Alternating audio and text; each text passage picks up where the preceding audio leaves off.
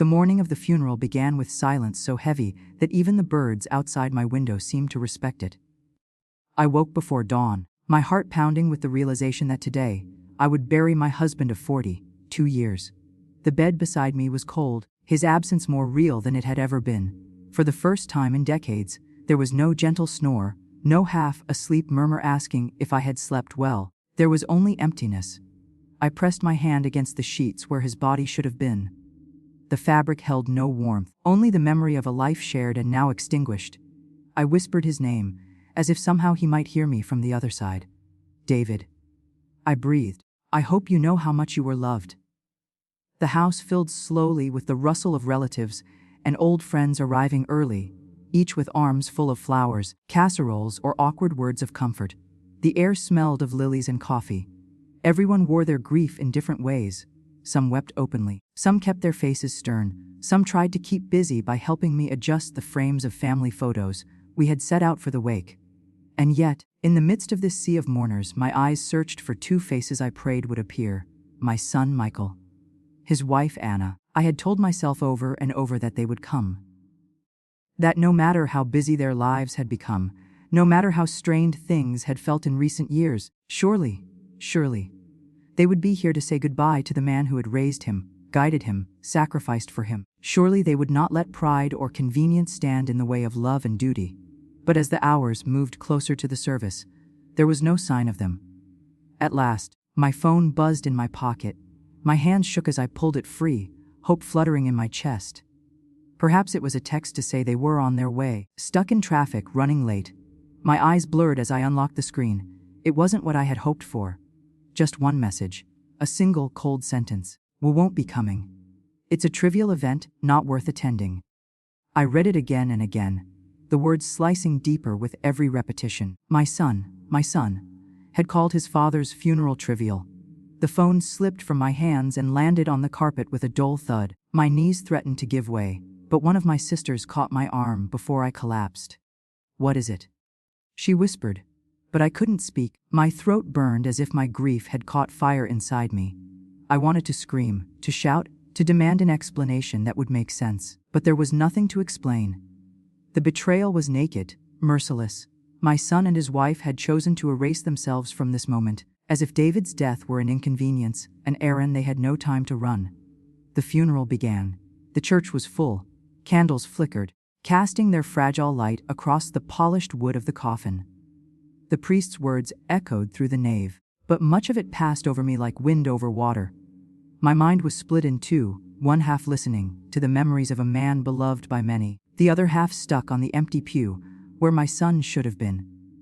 I glanced at the framed photographs lined at the altar. There was one of David holding Michael as a boy, his face glowing with pride, his arms steady and strong. I remembered the day it was taken. The first time Michael had learned to ride a bike. David jogging beside him down the street, laughing as our boy wobbled and then found his balance. How could that little boy, who once clung to his father's hand, grow into the man who dismissed his death as trivial? Tears fell freely now, not just for the man I had lost, but for the son who had abandoned me in my darkest hour.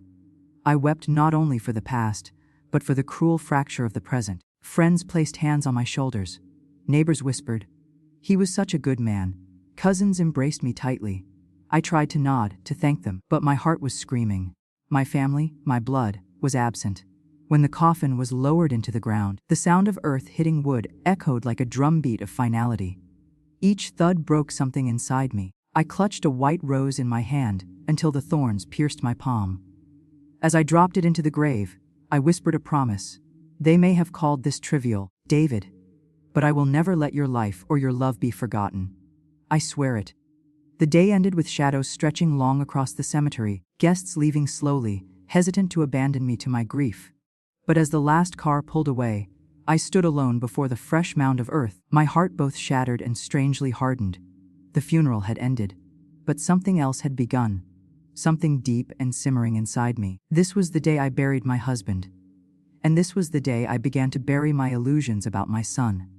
Grief has a cruel way of pulling you backward. After the funeral, as I sat in the quiet of my house, his chair still pushed slightly away from the table, his slippers still by the door, I found myself drowning in memories. Each one surfaced unbidden, like ghosts demanding to be acknowledged. I remembered the day Michael was born.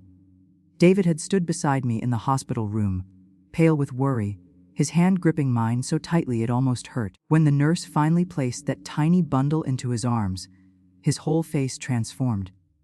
He looked at our son as though he were holding the entire universe, as though every sacrifice he had ever made in life had been leading up to that single, perfect moment.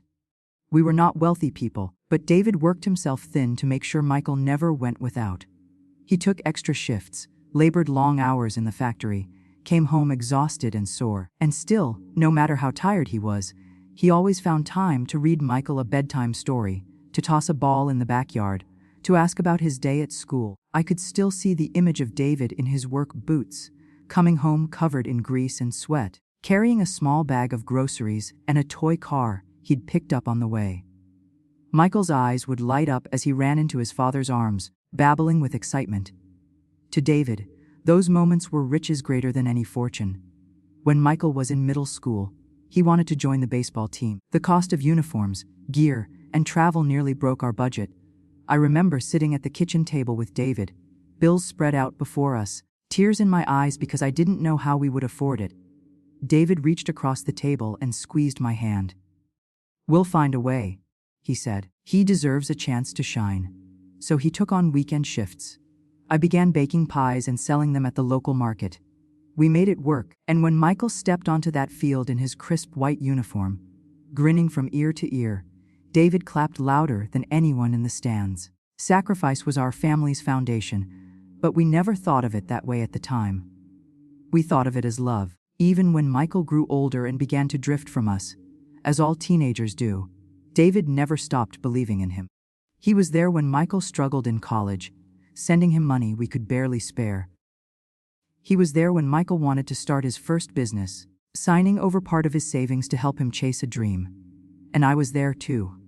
Cooking, cleaning, comforting, praying, holding this family together with every ounce of strength I had. I tell myself these memories should bring comfort, but now they only sharpen the knife. How could all of this, decades of love, sacrifice, sleepless nights, whispered prayers, mean so little to him in the end? How could he look at his father's death, after all David had given, and call it trivial? I know in my bones that Anna had a hand in this. From the first time she entered our home, there had been a chill about her, as though she had walked in not to join our family, but to carve it apart. She was polite, yes, sweet, when she wished to be. But there was always a glimmer in her eyes, sharp and assessing, like someone weighing the worth of a purchase. She spoke often of money, of success, of modern lives, that had no room for old traditions. I remember once, at a family dinner, she laughed when David told a story from his childhood about growing up on a farm. "It's like listening to a history book," she said, rolling her eyes. Michael laughed with her. It was a small thing, but I never forgot it. It was the first time I saw my son choose her side over ours. Over the years, she pulled him further away. Visits became shorter, phone calls less frequent, and when they did speak to us, it was often through her voice, her opinions. Michael, my boy who once clung to his father's hand, who once wept when he scraped his knee, who once asked me to check under the bed for monsters, he had become a stranger shaped by her dismissive smile. And yet, even knowing this, I held hope. I told myself that beneath her influence, my son's true heart still beat, that when the day came, when tragedy struck, he would remember the love that had built him, the sacrifices that had carved his path. But now I knew the truth. He had chosen her voice over ours. He had chosen her indifference over his father's memory. I sat alone that night, staring at the old photo albums spread across my lap. Michael's toothless grin as a baby. His first steps. His first day of school. Each photograph was a piece of my heart. And each one was a question I could not answer. When did love stop being enough for him? The house was unbearably quiet, without David's voice, without his gentle humming in the evenings, without the way he always asked if I wanted tea before bed. Now the silence was filled only with the echo of my son's words, rattling through my skull like stones thrown against glass, a trivial event, not worth attending. My tears fell onto the photographs, smudging the ink ever so slightly. I pressed my hand against the pages, as if I could somehow protect the memories from the betrayal that now poisoned them. And I whispered into the emptiness of the room, "To David, to myself, perhaps even to the son who would never hear me. Your father's life was not trivial, and neither was the love we gave you. The days after the funeral blurred together like streaks of rain on a window. Friends came and went, dropping off food I could barely bring myself to eat. Cards and flowers piled on the table. The scent of lilies grew so strong that it clung to my skin. But the one thing I needed, the one thing I begged for silently, never came. No call from Michael, no knock on the door, not even a second text. For a while, I told myself he must be waiting for the right moment. That grief had struck him in some strange, private way, and he simply didn't know how to face me. But as the days stretched into a week, then two, the silence became its own cruelty. At last, I could bear it no longer. I dialed his number one evening, my fingers trembling so violently I nearly dropped the phone. It rang only once before he answered. "Mom," he said flatly. No warmth, no hesitation, just a word stripped of meaning. "Michael," I whispered, my throat thick. "I needed to hear your voice." A pause. In the background, I could hear the clink of glasses, faint laughter. Life going on as if nothing had happened. As if his father's death was just another date on the calendar. "You didn't come," I finally said. "Not to the wake. Not to the service. Not even to the burial. Your father deserved better." Silence, then a sigh. "Mom, I told you. Funerals are symbolic. They don't change anything. Dad's gone whether I was there or not. Symbolic." My voice cracked. "Do you hear yourself? He was your father. He loved you. He worked himself to the bone for you. And you call his goodbye symbolic?" There was a rustle, and then Anna's voice drifted faintly through the line. "Don't let her guilt you, Michael. We've moved past all that." Something in me broke. "Moved past all that," I repeated, my voice trembling. "All that is the man who gave you life. The man who held you when you cried. The man who paid your tuition, who sacrificed his health, who loved you more than he loved himself. How dare you dismiss him as though he were nothing?" Michael's tone hardened. "Mom, you're emotional. You always are. Dad lived his life. We're living ours. It's not our fault you can't let go of the past." For a long moment, I couldn't speak. My son's words cut deeper than any knife, sharper than any loss. He wasn't just absent at the funeral. He was absent in spirit and heart, in the very core of what it meant to be family. "I never thought," I said quietly, "that the boy I raised would speak to me like this. I never thought you could dishonor your father so completely." There was a pause, and then his reply came, cold as steel. "Maybe it's time you stopped expecting so much from me. Anna's right. You and Dad always held me back with your traditions, your sacrifices, your small, town way of thinking. We're building something bigger now. You wouldn't understand." I pressed a hand against my chest, as if to hold my heart together. The voice on the line belonged to my son, but the words were foreign, almost cruel. "You're right," I whispered at last. "I don't understand. I don't understand how love became a burden. I don't understand how memory became trivial, and I don't understand how my own child became a stranger." I hung up before he could respond. My hand shook so violently that the phone nearly slipped from my grasp. The silence that followed was heavier than any argument. That night, I sat by the window, staring at the stars. For the first time, I didn't cry. The tears had dried somewhere deep inside me, replaced by something else, something steady, simmering, resolute. I realized then that I could no longer beg for his love. I could no longer cling to the boy I once raised. Michael had chosen his path, and it was paved with betrayal. So I would choose mine, and my path would not be one of weakness. The bond between us had broken, and I would not waste the rest of my years trying to repair what he had shattered so carelessly. I would honor David in a way that required no approval, no permission, no presence from the son who had abandoned us both. That was the night I decided if Michael and Anna saw his father's death as trivial, then they would soon learn the weight of what they had lost. Grief changes shape over time. At first, it is raw and jagged, tearing you open from the inside. Then, slowly, it hardens into something else. A stone you carry, heavy but solid, teaching you to walk differently. By the third week after David's funeral, my tears had slowed, but the silence of the house was unbearable.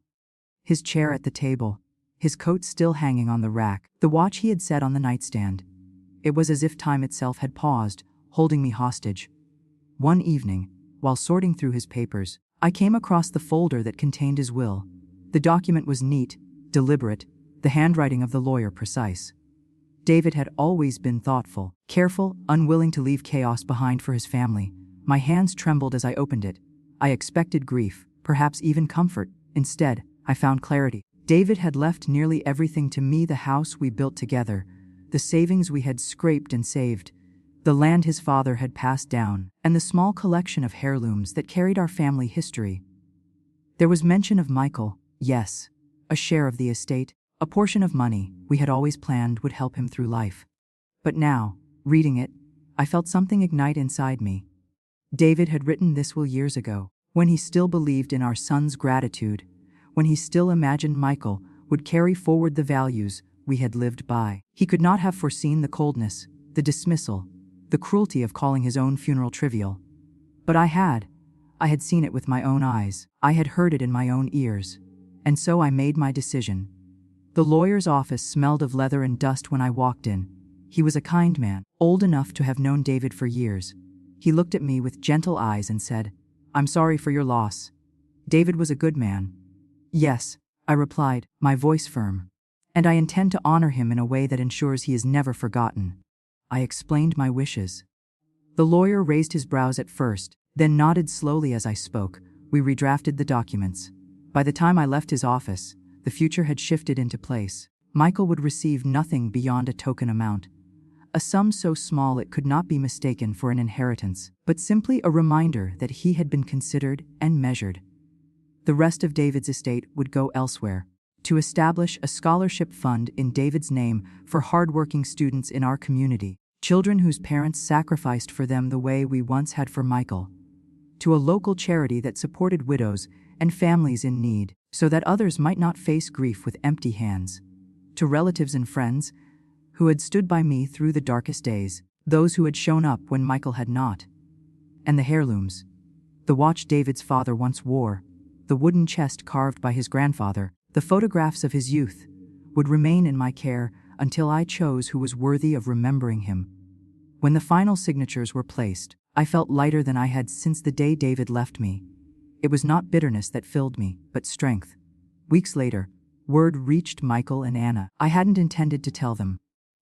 I thought perhaps they would discover it only when I was gone, but it seems gossip moves swiftly in families. Michael called me, his voice sharp with outrage. "You changed the will. You gave it all away." I listened calmly. "Not all away. I gave it where it belonged, to people who understand that life and love are never trivial." His words tumbled out, angered, disbelieving. "Do you realize what you've done? That was my inheritance. My right." "No," I said quietly. "It was your father's gift, a gift you forfeited the moment you called his life's end unworthy of your time." Gifts are not rights, Michael. They are earned through love, respect, and loyalty, and you showed none of those. In the background, I heard Anna's voice, shrill with fury. "This is outrageous! She can't do this to us." I almost laughed at the word us. As if she, who had barely known David, who had sneered at our stories and dismissed our ways, had any claim on the sweat of his brow, the years of his sacrifice. "I can," I replied firmly. "And I have." The line went silent. Then Michael spoke again, his voice lower now, almost pleading. "Mom, don't do this. We made a mistake, okay? We should have been there, but life is complicated. Please. You can't just erase me." For a fleeting second I almost wavered. I heard the echo of the little boy he once was, the one who had clung to David's hand, who had cried when he lost his first baseball game. But then I remembered the coldness of his voice on the phone after the funeral, the words that had cut me to the bone. "It's a trivial event, not worth attending," and I knew this was not punishment. This was justice. "You erased yourself, Michael," I said softly. "I'm only making sure your father's memory is honored by those who still know what honor means." I ended the call. This time, I did not shake. That night, as I sat by David's photograph, I felt him beside me. Not in body, but in spirit, in the quiet approval that seemed to hum through the house. I whispered to him, "They thought your funeral was trivial, David. But now, your name will live on in every child who gets a chance to study, in every family who finds hope, in every person who remembers your kindness. That is my revenge, sweet and just." When, for the first time since his death, I slept without dreams of loss. Autumn came quietly that year. The air turned crisp, The trees burned with shades of gold and scarlet, and the cemetery where David rested became a canvas of falling leaves. Each week I brought fresh flowers to his grave, sometimes roses, sometimes wildflowers I picked myself. I would sit on the bench nearby, speaking aloud as though he were simply across from me, listening. At first, my words had been filled with grief. Then, with anger. But now, they were softer, steadier. Memories of the life we had built. Stories of the people who had reached out, news of the scholarship fund beginning to take shape. The first time a young student wrote me a thank you letter, I cried. Because of the David Grant Memorial Scholarship. The boy wrote, "I'll be the first in my family to go to college. I promise I'll work hard and make you proud." In those words, I felt David's legacy living on. His sacrifices were no longer invisible, no longer dismissed. They were building futures for others, lighting candles in the darkness of lives he had never touched in person. Neighbors began to stop by more often, not out of pity, but out of respect.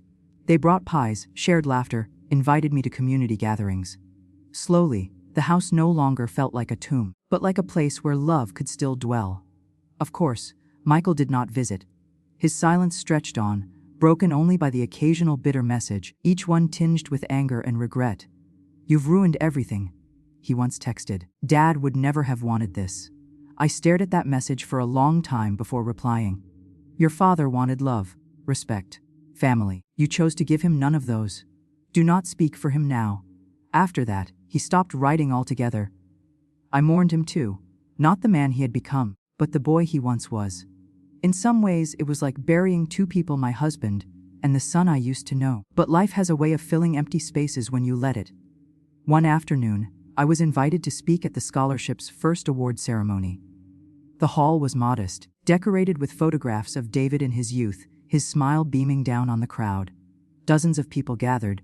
Students, families, neighbors, even strangers who had been touched by the fund. When I stepped up to the podium, my hands shook, but my voice did not falter. My husband, David, was a man who believed that love was shown through sacrifice. He believed that the greatest wealth we can give is kindness, and that no act of care is ever trivial. When he died, someone dear to me called his funeral trivial. But today, I see proof that his life was anything but. Every one of you here carries his memory forward, not in grief, but in hope. The audience applauded softly, some with tears in their eyes. For the first time in months, I felt truly at peace. That night I walked home beneath the stars.